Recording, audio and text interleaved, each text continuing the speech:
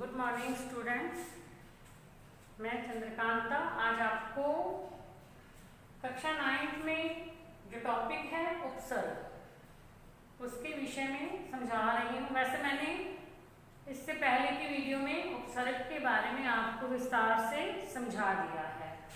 फिर भी भाषा के सार्थक लघुतम खंड होते हैं। जो उपसर्ग है भाषा के सार्थक यानी जिसका कोई अर्थ होता है। लघुतम खंड छोटे छोटे टुकड़े होते हैं जो हमेशा मूल शब्दों के पीछे लगाए जाते हैं। यानी मूल शब्द प्रत्यय पीछे लगाए जाते हैं, ये मूल शब्द से पहले जुड़ते हैं।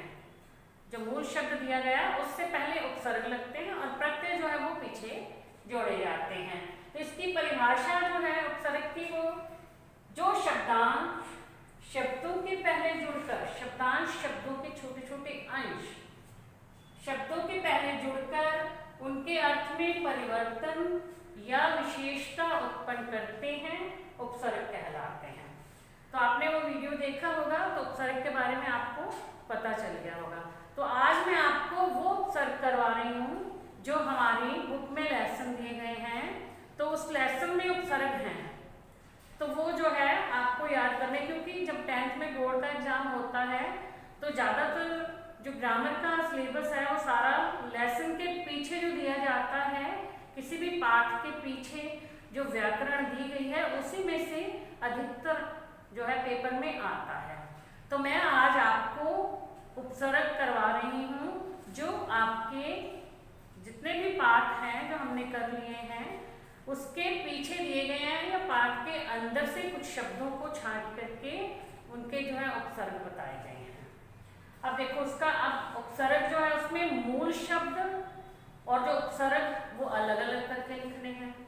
कभी ऐसा आता है कि उपसर्ग का अर्थ बताओ और उसके दो नए शब्द बनाओ, इस तरह से भी आता है। तो कई बार शब्द दिया है तो उसमें से उपसर्ग छांट कर लिखिए, इस तरह से भी आता है। तो कैसे भी आ जाए आपको जो है ध्यान से इन्हें सुनना है और याद करना है। अब जैसे हमारा पाठ है दुख का अधिकार, तो आप बच्चों ने वो पाठ की वीडियो भी देख ली होगी, उस पाठ को पढ़ा भी होगा। कैसे एक बुढ़िया अपने पुत्र की मृत्यु के कारण दुखी होती है, जो आया ना, एक तो दोनों का दुख तो समान था, एक लेखक के पड़ोस की संभ्रांत महिला और उधर से जो है बुढ़िया का दुख, उसके पुत्र की भी मृत्यु हुई थी, वो दुखी थी। संभ्रांत महिला के पुत्र की मृत्यु हुई थी, वो भी दुखी थी। दोनों का दुख समान था लेकिन उसको मनाने का ढंग अलग अलग था, क्योंकि बुढ़िया गरीब थी और जो संभ्रांत महिला थी वो बहुत धनवान थी। तो उस लेसन के बारे में चलो मैं आपको पूरा नहीं बता रही, उसमें जो उपसर्ग शब्द दिए गए हैं मैं वो बता रही हूँ। उसमें से हमें जो है उपसर्ग अलग करने हैं और मूल शब्द अलग करने हैं। तो दुख का अधिकार पाठ में से जो शब्द निर्वाह, अब इसका हम जो है उपसर्ग क्या बनेगा, निर, और मूल शब्द क्या होगा, वाह, निर्वाह। परिस्थिति, इसमें मूल शब्द स्थिति, उपसर्ग परि। अनुभूति, अनु उपसर्ग है, मूल शब्द भूति। अब मैं बार बार जो उपसर्ग और मूल शब्द नहीं बोलती, अब मैं जो पहले बोलूंगी वो उपसर्ग होगा और जो बाद में बोलूंगी वो मूल शब्द होगा। तो मैं प्लस करके बोलती हूँ। संयोग, स के ऊपर बिंदु लगा है और योग संयोग, तो सम प्लस योग। अधिकार, अधि प्लस कार। अदृश्य, अ प्लस दृश्य। परलोक, पर प्लस लोक, यानी जो दूसरा लोक है, इह लोक यानी ये वाला लोक। परलोक जो कहते हैं ना कि मरने के बाद चले जाते हैं, परलोक संवर जाएगा, जो है अच्छे काम करने चाहिए व्यक्ति को, तो वो होता है परलोक। ये लोग जहां हम रह रहे हैं। संभ्रांत, सम प्लस भ्रांत। अत्यंत, अति प्लस अंत। अब आ जाता है पाठ एवरेस्ट मेरी शिखर यात्रा, ठीक है, जिसकी वो लेखिका है ना बचेंद्री पाल, सबसे पहले जो है एवरेस्ट शिखर पे चढ़ी थी, उसके जो है उपसर्ग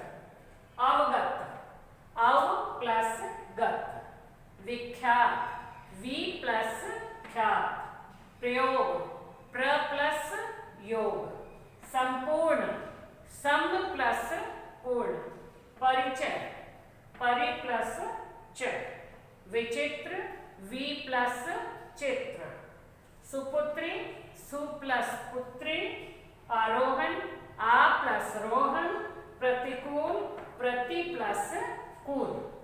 अब इसका अगला पाठ आता है तुम कब जाओगे अतिथि। तो इसमें जो है अतिथि अ प्लस तिथि यानी उपसर्ग अ है और मूल शब्द तिथि है।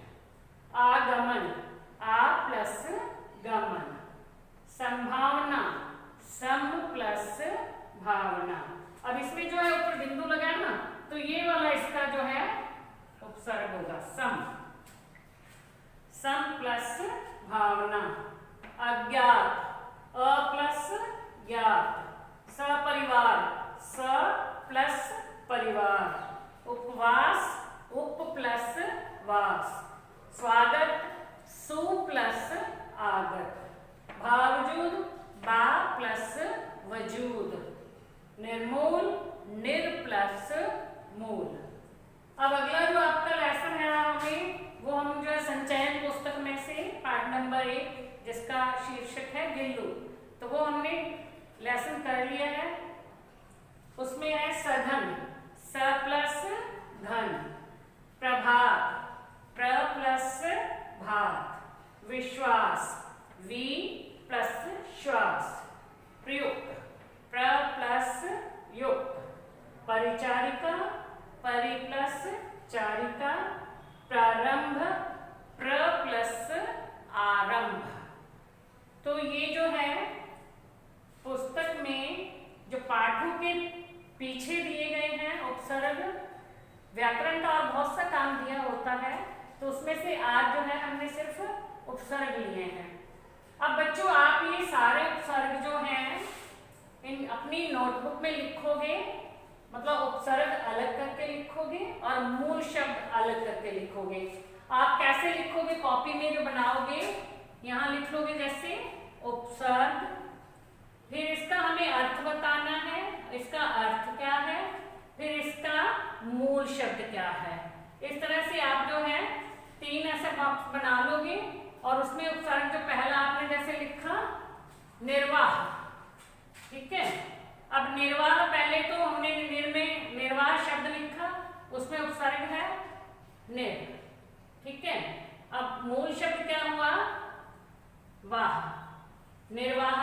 अब जब हम कहेंगे निर्वाह शब्द का जो अर्थ क्या है निर का अर्थ है निषेध, या निषेध भी है और बिना भी है, ये दो इसके अर्थ हैं। तो आप पहले जो है आप 4 ऐसे बॉक्स लाइन खींच लोगे।